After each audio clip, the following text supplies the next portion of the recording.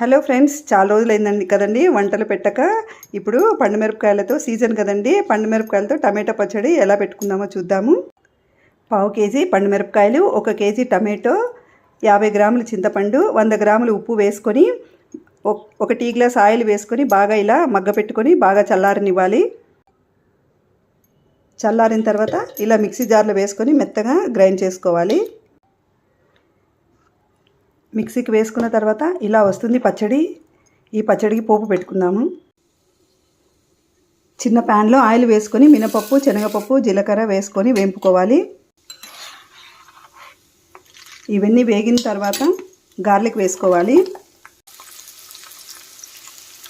మెంతి పొడి, ఆవాలు, ఇంగువ వేసుకోవాలి. అన్నీ వేగిన తర్వాత చల్లారిన తర్వాత పచ్చడిలో కలుపుకోవాలి. ఇలా చల్లారిన తర్వాత పోపు అంతా పచ్చళ్ళు వేసుకుని బాగా కలుపుకోవాలి. 3 నెలలు నిల్వ ఉంటుందండి. చాలా టేస్టీగా ఉంటుంది. ఒకసారి ట్రై చేయండి.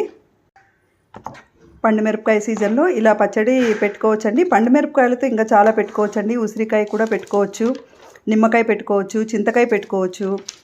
ఇలా చాలా రకాలు ఉన్నాయండి పండుమిరపకాయతో. Bye foodies.